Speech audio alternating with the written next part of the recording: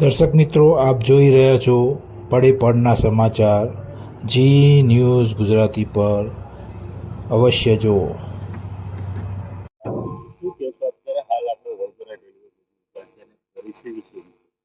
વડોદરા શહેરના આપણે નવાયાર રેલવે ગોધીની જે જગ્યા છે ત્યાં ઊભા છે અને જે તે રેલવેમાં તમામ પ્રકારનો માલ આવતો છે. સિમેન્ટ જ્યારે આવી રહ્યો છે, આ સિમેન્ટ અહીંયા ખુલ્લામાં ઉતારવામાં આવી રહ્યું છે. જો હમણાં કંઈક વરસાદ પડે તો આ સિમેન્ટ આખો બગડી જઈ શકે છે. એટલે એક બાજુ કોન્ટ્રાક્ટરને પણ માર પડે છે. આપણે આગળ પણ જોયું કે સિમેન્ટ ઘણો પલળી પણ ગયો છે. તો રેલવે વિભાગ દ્વારા અહીંયા શેડ બનાવવો જોઈએ. જો અહીંયા શેડ બનાવે તો લોકોનો સિમેન્ટ, અનાજ કે અન્ય જે પણ વસ્તુઓ આવે છે એ બગડે ના. પરંતુ કેટલાય વર્ષોથી અહીંયા શેડ નથી બનાવતો, જેના કારણે કોન્ટ્રાક્ટરને ભોગ બનવું પડે છે. કોન્ટ્રાક્ટરને માલ બી બગડી જાય છે, સાથે ભાડું પણ એનું ચૂકવવું પડે છે. એટલે ક્યાંક ને ક્યાંક રેલવે વિભાગે આટલી મોટી ગોધી છે, નવાયારનું મોટું સ્ટેન્ડ છે, અહીંયાથી આટલો બધો માલ ઉતર્યો, જાત જાતનો માલ, સિમેન્ટ ઉતરી રહ્યો છે, તો આવી જગ્યાએ તાત્કાલિક ધોરણે શેડ બનાવવો જોઈએ. શું કહેશો કે આ જે માલ ઉતરે છે, કેટલા ઘણા વર્ષોથી સમસ્યા છે, અનાજ ઉતરે છે, સિમેન્ટ ઉતરે છે, આના માટે જવાબદાર જે રીતના રેલવે સત્તાધીશો રેલવેની ગાડીમાં જ્યારે માલ આવતો હોય તો અને માલ જો બગડી જાય, સિમેન્ટ હોય કે અનાજ હોય, માલ બગડી જાય તો રેલવેના સત્તાધીશો જ જવાબદાર છે. આપણે તો માલ મંગાવ્યો છે, માલ આવી રહ્યો છે, પરંતુ એ લોકો એવી જગ્યાએ ઉતારે ત્યાં કોઈ શેડ જ નથી. હવે આ સિમેન્ટ હમણાં ઉતર્યો છે, શેડ નથી, વરસાદ પડે બગડી જાય તો કોન્ટ્રાક્ટરને માર પડે ને વેપારીને પણ માર પડે. એટલે ક્યાંક ને ક્યાંક રેલવે તંત્રની એ જવાબદારી ઊભી થાય છે.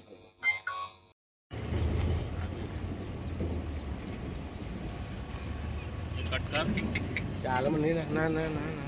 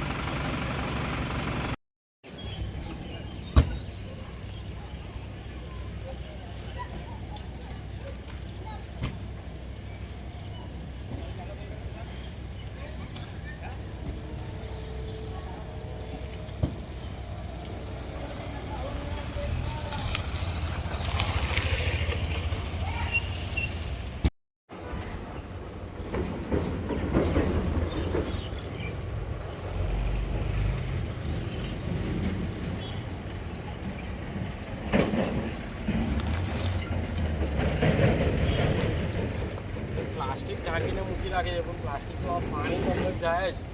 શેડ હોય તો બચી જાય, શેડ હોય ને પ્લાસ્ટિક હોય તો બચારો ખાલી પ્લાસ્ટિક પાણી છે અંદર.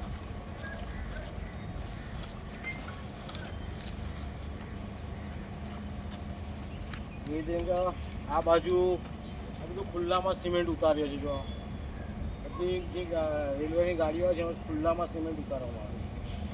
આ વરસાદ પડે તો આ બધું વસ્તુ પલળી જાય છે. તો સિમેન્ટ છે અત્યારે રેલવેમાંથી ઉતરી ગયો છે. આ ખુલ્લામાં સિમેન્ટ ઉતરે છે. જો વરસાદ હમણાં પડે તો આ સિમેન્ટ બગડી જઈ શકે છે. તો રેલવે વિભાગ દ્વારા અહીંયા શેડ બનાવવો જોઈએ, જેથી કરીને માલ બચી શકે.